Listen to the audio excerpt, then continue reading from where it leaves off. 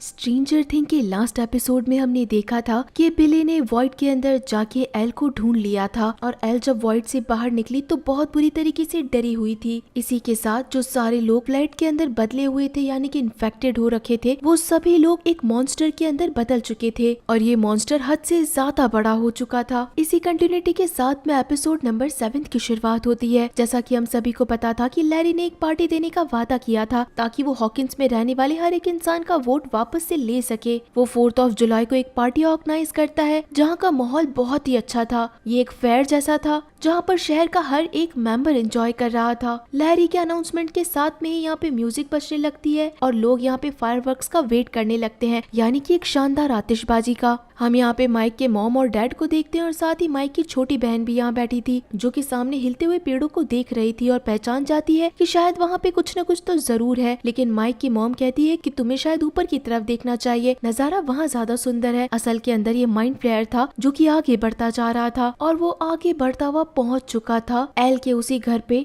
जहाँ हॉपर उसे रखता था। यहाँ हम एल को देखते हैं जो कि अपने सारे दोस्तों को बताती है कि आखिर उसने वॉइड के अंदर क्या देखा है। एल बताती है कि वो लोगों को फ्लैट करने के साथ में लोगों को नुकसान तो पहुंचाएगा लेकिन उसका मेन काम मेरे लिए ही है। वो मुझे मारना चाहता है, इसी कारण उसने इस दुनिया में आके इतनी बड़ी आर्मी बनाई है। वो सबसे पहले मुझे मारेगा और उसके बाद में सभी लोगों को मार डालेगा। सभी को बाहर से फटाके की आवाजें आने लगती है। बच्चों को लगता है कि शायद 4 जुलाई का प्रोग्राम चालू हो चुका है। लेकिन तभी नैन्सी एल से पूछती क्या वॉइड के अंदर बिली भी तुम्हारे पास आया था और उसने तुम्हें इसी घर के अंदर देखा था? तो एल कहती है कि हाँ, बिली ने मुझे यही देखा था। नैन्सी पहचान जाती है कि ये आवाज और किसी की नहीं बल्कि माइंड फ्लेयर की है, यानी कि बिली के अंदर जो माइंड फ्लेयर है उसने ये पता लगा लिया है कि एल इस टाइम कहाँ पर है और बिली ने माइंड फ्लेयर को बता दिया है। इसका मतलब है कि वो माइंड फ्लेयर यहाँ पे एल को मारने के लिए आने वाला है। इस चीज का एहसास माइक को भी हो चुका था। ये लोग बाहर जाके देखते हैं तभी अपने आंखों के सामने बहुत बड़े मॉन्स्टर को अपनी तरफ आता हुआ देखते हैं। इसी के साथ सीन शिफ्ट होता है डस्टिन, स्टीव, रॉबिन और एरिका पे। यहाँ स्टीव और रॉबिन की तो ड्रग के नशे के कारण काफी ज्यादा हालत खराब थी। इसी कारण डस्टिन और एरिका गाड़ी चला रहे थे और वहाँ से भागने की कोशिश करते हैं। वापस से उसी लिफ्ट के अंदर बैठते हैं और एक कार्ड के थ्रू ऊपर की तरफ पहुंच जाते हैं। डस्टिन और एरिका को समझ में नहीं आता कि आखिर स्टीव और रॉबिन को हुआ क्या है, ये दोनों इतना हंस क्यों रहे हैं। वापस से मॉल में आने के बाद ये लोग उसी कमरे से बाहर निकलते हैं जिस कमरे से इन लोगों ने एंटर किया था, लेकिन इनके पीछे रशियन की पूरी टीम लगी हुई थी, इसी कारण इन्हें छुपना भी था। यहाँ वापस से सीन घर पे शिफ्ट होता है जहाँ पे सारे बच्चों ने दरवाजे बंद कर लिए थे, खिड़कियों को भी पैक कर दिया था और अपने हाथ में कुछ वेपन्स लेके खड़े हो जाते हैं। एकदम से हर तरफ सन्नाटा हो जाता है, लेकिन ये तूफान के आने से पहले का सन्नाटा था। तभी वहाँ पे एक बहुत बड़ी आम निकलती है जिसके ऊपर जॉनथन अटैक करने लगता है। नैन्सी उसे बचाने के लिए उसके ऊपर शूट करती जाती है, लेकिन नैन्सी की गोलियां खत्म होने पे वो आम अब नैन्सी के पीछे पड़ जाती और नैन्सी को पकड़ने ही वाली थी कि तभी एल आती है और अपनी पावर से उस आम को रोकने की कोशिश करती है। लेकिन तभी दूसरी तरफ से वापस से एक और बहुत बड़ी आम निकलती है। एल यहाँ पे लेफ्ट और राइट दोनों हैंड से पूरी पावर लगा के उस आम को रोकने की कोशिश करती है और एक बार झटका देके उस आम को तोड़ देती है। लेकिन तभी घर के ऊपर रूफ को तोड़ती हुई एक आम नीचे आती है और वो रूट एल का पैर पकड़ लेती है और उसे अपने साथ ही ऊपर लेके जाने लगती है। सारे बच्चे एल का हाथ पकड़ लेते हैं और उसे रोकने की कोशिश करते हैं। इतनी देर में वापस से नैन्सी बुलेट को रिफिल करती है और मारने की कोशिश करती है। तब हम यहाँ पर उस मॉन्स्टर का फेस देखते हैं जो कि बहुत ही ज्यादा हॉरिबल था। एक के बाद कई सारी लेयर्स जिसमें कई सारे दांत थे और उनमें से निकलने वाले मुंह और उनके अंदर भी काफी सारी आर्म्स थी। तब यहाँ पे ल्यूकस अपने हाथ में एक कुल्हाड़ी लेता है और बार बार में उसी आर्म के ऊपर अटैक करने लगता है। आखिर के अंदर वो अटैक पूरी तरीके से टूट जाती है जिसके कारण एल नीचे गिर जाती है, लेकिन अभी भी वो मॉन्स्टर हारा कहाँ था। तब एल वापस से खड़ी होती है, अपनी पूरी पावर्स को इकट्ठा करती है और माइंड फ्लेयर को 2 हिस्सों में बांट देती है। इसी टाइम के बीच में एल का पैर भी इन्फेक्टेड हो जाता है। बच्चे एल को लेके उस घर से बाहर की तरफ भागने लगते हैं। यहाँ डस्टिन, स्टीव और रॉबिन की ऐसी हालत देख के यहाँ डस्टिन को एक प्लान आता है। इसी कारण वो स्टीव और रॉबिन को लेके मूवी थिएटर के अंदर पहुंच जाता है। वो स्टीव और रॉबिन को एक तरफ बिठाता है और ऑर्डर देता है कि तुम्हें यहाँ से बिल्कुल नहीं हिलना है और एरिका के साथ बैठता है। एरिका यहाँ पे कहती है कि वो रशियन हमें यहाँ भी ढूंढ सकते हैं और किसी भी वक्त वो यहाँ पर आके हमें पकड़ लेंगे। डस्टिन कहता है कि मेरे पास उसके लिए भी प्लान है, अभी बस तुम चुपचाप बैठी रहो। और अब सीन यहाँ पे हॉपर, जॉयस, मरी और एलेक्सी पे शिफ्ट शिफ्ट होता है। ये चारों एक साथ गाड़ी में बैठे थे जहाँ पे एलेक्सी अभी भी प्लान्स के बारे में बता रहा था कि कैसे इन लोगों को चाबी के साथ में एक साथ उस मशीन को बंद करना है, लेकिन वो चाबियां इन्हें एक लॉकर के अंदर मिलेगी और वो लॉकर एक इक्वेशन के कोड से खुल पाएगा। ये सारी बातें सुन के जॉयस को बहुत इजी लगता है और उसे लगता है कि अगर वो बैकअप मंगा लेगी तो शायद ये सारी चीजें जल्दी सॉल्व हो जाएगी। हॉपर एकदम से भड़क जाता है और कहता है कि जिस हिसाब से तुमने डॉक्टर ओन्स के लोगों से बात करी है तो वो कभी भी अपना बैकअप नहीं भेजेंगे, तुम हमेशा खुद को इतना स्मार्ट नहीं समझ सकती। ये चीज सुन के जॉयस भी भड़क जाती है कि मैं ये सारे काम कर सकती हूँ और अगर वो बैकअप नहीं भेजेंगे तो भी मैं काम कर ही लूंगी। देखते ही देखते इन दोनों की बहस बढ़ जाती है और ये सारी बातें सुन के मुरी भड़क जाता है और इन दोनों को समझाने लगता है कि तुम दोनों अपनी बकवास बंद करो, तुम दोनों को एक साथ कहीं डेट पे जाना चाहिए, तुम दोनों एक दूसरे को पसंद करते हो लेकिन दोनों एक दूसरे से आर्ग्यूमेंट करते जा रहे हो, तुम दोनों की बकवासें बढ़ती जा रही है, मुरी और एलेक्सी का दिमाग खराब होता जा रहा है, इसी कारण तुम दोनों को चुप हो जाना चाहिए। यहाँ पे जॉयस और हॉपर दोनों को लुक्स देने लगते हैं मानो कि जैसे वो कुछ जानते ही नहीं है कि ये दोनों एक दूसरे को पसंद नहीं करते। इसी कारण मुरी और एलेक्सी दोनों हंसने लग जाते हैं। यहाँ पर सारे बच्चे एल को लेके एक छोटे से मॉल के अंदर पहुंचते हैं और उसे वहाँ पे बिठा देते हैं क्योंकि एल का पैर काफी ज्यादा इन्फेक्टेड था और माइक को फर्स्ट एड करना भी नहीं आता था। तब मैक्स यहाँ पे फर्स्ट एड के बारे में बताती है कि उसे क्या क्या चीजों की जरूरत है। उसी टाइम यहाँ पे नैन्सी और जॉन भी आपस में बात करते हैं कि जिस टाइम इन दोनों को एक दूसरे की जरूरत थी अच्छा हुआ ये दोनों एक दूसरे को मिल गए। यहाँ पे ल्यूकस पहले तो माइक से माफी मांगता है कि उसने माइक के साथ में अच्छा बर्ताव नहीं किया, लेकिन माइक कहता है कि शायद इस टाइम पे हमें फिर से इस मॉन्स्टर को खत्म करने के बारे में सोचना चाहिए। ल्यूकस को वहाँ पे तभी एक फायरवर्क का स्टॉल मिलता है, इसका मतलब था कि काफी सारे फटाके। माइक को समझ नहीं आता कि आखिर ल्यूकस ये बात क्यों कर रहा है। तब यहाँ ल्यूकस समझाता है कि इस एक बॉम्ब के अंदर काफी सारा बारूद है, अगर हम एक साथ 5 बॉम्ब लेते हैं तो ये डायनामाइट से बिल्कुल भी कम नहीं है, हो सकता है कि ये बॉम्ब हमारी मदद करे और हम उस माइंड फ्लेयर को इससे उड़ा भी सकते हैं। यहाँ पर माइक भी एल के साथ बैठी थी और ये दोनों आपस में बात करने लगते हैं। असल के अंदर माइक एल के साथ अब कुछ अलग बिहेव करने लगा था और ये चीजें एल को भी समझ में आ रही थी, लेकिन तभी इन लोगों का वॉकी टॉकी स्टार्ट हो जाता है। असल के अंदर कॉल यहाँ पे डस्टिन कर रहा था और वो अपने दोस्तों की मदद मांगता है कि यहाँ पे कोड रेड है, हमारे पीछे रशियंस की पुलिस पड़ी है, हम यहाँ पर एक लैब के अंदर गए थे जहाँ पे दूसरी दुनिया का दरवाजा खुला हुआ है और भी बहुत सारी चीजें। माइक को नेटवर्क नहीं आने के कारण कुछ भी सुनाई नहीं दे रहा था, उसे बस कोड रेड ही सुनाई दे रहा था और तभी नेटवर्क चले जाते हैं। इतनी देर में जब डस्टिन और एरिका साइड में देखते हैं तो स्टीव और रॉबिन वहाँ पे नहीं दिखाई देते हैं। स्टीव और रॉबिन वहाँ से हंसते हुए चले जाते हैं। ड्रग का असर इतना ज्यादा था कि ये दोनों अपना होश खो देते हैं और तबीयत खराब होने के कारण सीधा वॉशरूम में वॉमिट करने के लिए भागते हैं। यहाँ अब जॉयस और हॉपर ने तय किया था कि ये दोनों लैब में उस मशीन को बंद करने से पहले बच्चों को लेने के लिए जाएंगे, इसी कारण ये चारों फेयर में पहुंच जाते हैं। हॉपर यहाँ पे मरी और एलेक्सी को कार में रहने के लिए बोलता है और कहता है कि यहाँ से बिल्कुल भी हिलना मत, लेकिन तभी वहाँ पे लैरी हॉपर को देख लेता है और वो वापस से रशियन सोल्जर को इन्फॉर्म कर देता है। यहाँ पे एल वॉइड में जाने की कोशिश करती है और इसी के साथ बिली को ढूंढ सके कि ये लोग कहाँ पर है, लेकिन इस टाइम पे एल ऐसा नहीं कर पा रही थी। आपस में सारे बच्चे बात करते जा रहे थे, इसी कारण एल कंसंट्रेशन नहीं लगा पा रही थी। तभी ये सारे उठ के एक साथ में ही साइड में आ जाते हैं ताकि एल अच्छे से ध्यान लगा पाए और उसके बाद में एल का फर्स्ट एड करने के बाद ये लोग उस मॉल को छोड़ के वहाँ से चले जाते हैं, लेकिन वहाँ पे एल का काफी सारा ब्लड गिरा हुआ था और साथ ही साथ फर्स्ट एड की काफी सारी पट्टियां भी गिरी हुई थी। वही ब्लड अभी भी इन्फेक्टेड था और उसके अंदर भी एक ऐसा छोटा सा पार्टिकल था जो कि उस मॉन्स्टर के जैसा था।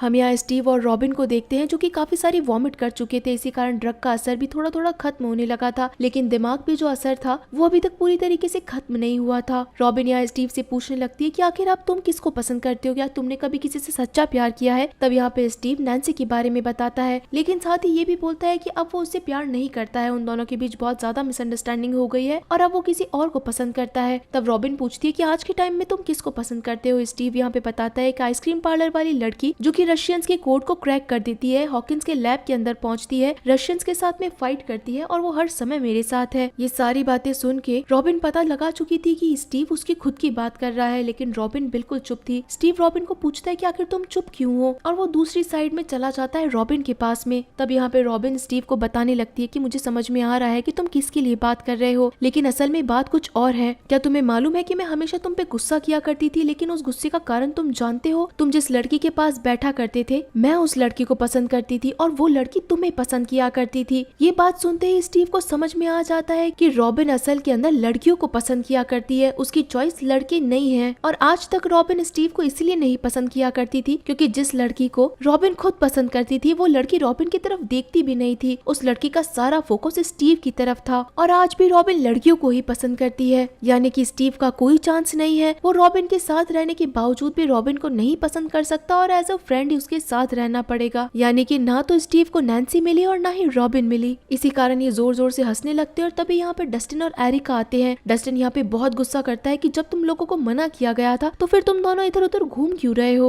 यहाँ पे बिली ने एल को पहले ही महसूस कर लिया था और अब बिली उसी मॉल के अंदर पहुंच जाता है जहाँ पर पहले एल थी और साथ ही साथ उस ब्लड को भी टच करता है जो कि एल के पैर से निकला था। और अब बिली को एल के बारे में सब कुछ पता लगने लगता है कि इस टाइम पे एल कहाँ पर होगी। हम यहाँ पर फिर से उसी फेयर के अंदर पहुंच जाते हैं जहाँ पे काफी देर से हॉपर और जॉयस नहीं मिले थे। एलेक्सी यहाँ पर अभी भी उसी मशीन को बंद करने के बारे में मरी को समझाता है कि कैसे वो मशीन की चाबियां दो लोगों के ऊपर बेस्ड है। टू पीपल थ्योरी के अकॉर्डिंग दो लोगों को एक साथ ही उसे अगर चालू करना है तो एक साथ ही उसे बंद करना पड़ेगा और इसके साथ अगर उसे बंद किया जाए तो उस टाइम उसके आसपास कोई भी नहीं रहना चाहिए क्योंकि अगर वो ब्लास्ट हुई तो वहाँ पे कोई भी जिंदा नहीं बचेगा। ये सारी बातें मरी समझ तो रहा था लेकिन फिर भी उसे एलेक्सी की बहुत जरूरत थी। वो उसे कहता है कि चलो अब हम भी हमारा माइंड फ्रेश करने के लिए थोड़ा घूम आते हैं। यहाँ पर एलेक्सी जो कि एक साइंटिस्ट था और जो कि रशियन बोलता था वो बहुत ही स्वीट लग रहा था। एक ऐसा पर्सन जिसकी लैंग्वेज नहीं समझ आने पे भी वो पॉजिटिव इंसान ही था। एलेक्सी इस मेले को एंजॉय करना चाहता था क्योंकि आज से पहले उसने अमेरिकी चीजों को कभी नहीं देखा है। इसी कारण मरी उस पूरे फेयर की हर एक गेम के अलग अलग टिकट परचेस करके एलेक्सी को दे देता है और कहता है कि मैं तुम्हारे लिए खाने के लिए लेकर आता हूँ, तुम यहाँ पे बस एंजॉय करो। एलेक्सी भी यहाँ बच्चों के गेम्स को खेलना स्टार्ट कर देता है। यहाँ पे जॉयस और हॉपर पहुंच जाते हैं माइक के पेरेंट्स के पास में और उनसे पूछते हैं कि बच्चे कहाँ पर है। अब माइक की मॉम को तो पता ही नहीं था कि सारे बच्चे आखिर है कहाँ पर। वो बोलने लगती है कि वो लोग पहले डस्टिन के घर गए, फिर ल्यूकस के घर पे और अब पता नहीं कहाँ पर है। इस बात से जॉयस भड़क जाती है और तभी वहाँ पे वो बड़ा सा स्पिनर भी घूमना शुरू कर देता है। डस्टिन और एरिका स्टीव और रॉबिन को मिलकर फिर से उसी थिएटर के अंदर बिठा देते हैं। असल के अंदर डस्टिन का प्लान था कि जैसे ही मूवी खत्म होगी तो वो भीड़ के साथ में चारों के चारों बाहर निकल जाएंगे। ये प्लान पहले तो सबको अच्छा लगता है लेकिन बाद में इन्हें पता चलता है कि चेकिंग एग्जिट पे अभी भी रशियंस के लोग खड़े हैं जो कि इन्हें देखते ही पहचान जाएंगे और होता भी वैसा ही है। रशियंस ने इन्हें देख लिया था। इसी कारण ये चारों स्लाइड से होते हुए नीचे की तरफ भाग जाते हैं। यहाँ पर एलेक्सी बड़े ही मजे कर रहा था। अच्छे खासे निशाने लगा के वो सॉफ्ट टॉयज भी जीत चुका था और खुशी खुशी मरी को दिखाने के लिए आ रहा था। लेकिन तब तक यहाँ पे रशियन सोल्जर पहुंच जाता है जो कि साइलेंट गन से एक ही बार में शूट करके एलेक्सी को वहीं पे मार देता है। गाइस सीरियसली ये डेथ बहुत अजीब थी। यानी कि एलेक्सी का ज्यादा रोल नहीं होते हुए भी वो एक बहुत स्पेशल कैरेक्टर था। मरी के पास आते ही उसे पता चलता है कि एलेक्सी मारा गया है। वो एलेक्सी को उठाता है और एक साइड में बिठाता है और मदद लेने के लिए भागता है। इतनी ही देर में उसे हॉपर और जॉयस दिखाई देते हैं जहाँ पे मरी जोर जोर से चिल्लाने की कोशिश करता है और इन दोनों को बताने की कोशिश करता है कि यहाँ पे रशियंस के लोग हमें पकड़ने के लिए आने वाले हैं। हॉपर भी इधर उधर महसूस करता है कि कुछ लोग उसे देख रहे हैं। वो जॉयस को कहता है कि तुम मरी के पास में जाओ, इन रशियंस को तो मैं मजा चखाता हूँ। जिसके बाद हॉपर यहाँ पे फिर से एक गेम के अंदर पहुंच जाता है जहाँ आगे जाने के बाद वो कई सारे रशियंस को मारता रहता है। जॉयस यहाँ पे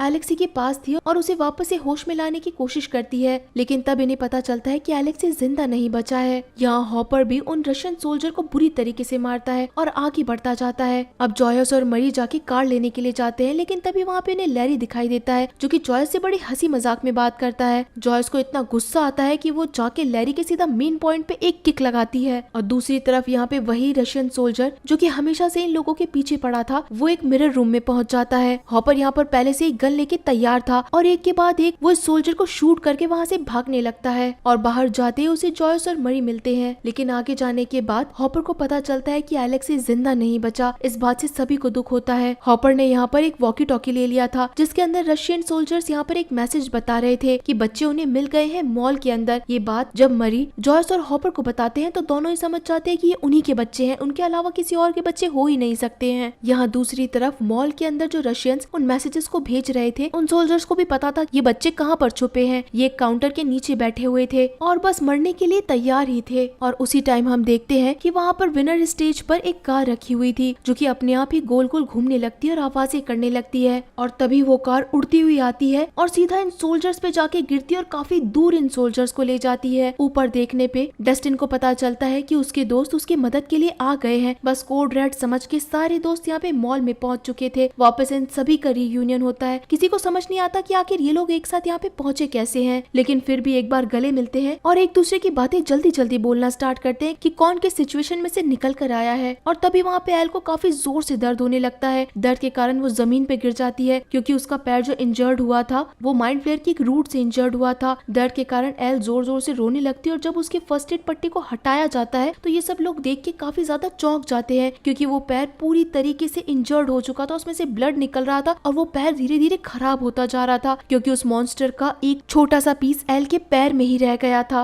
और इसी के साथ गाइस ये शानदार एपिसोड यहीं पे खत्म हो जाता है। तो क्या एल पूरी तरीके से इन्फेक्टेड हो जाएगी या फिर ये सब लोग मिलके एल के पैर से उस पीस को बाहर निकाल लेंगे? गाइस काफी सारे सस्पेंस है जो कि हमें अगले एपिसोड में ही पता चलेंगे। तो चलिए फिर मिलते हैं आप सभी लोगों से सीजन 3 के लास्ट एपिसोड में। तब तक के लिए टाटा।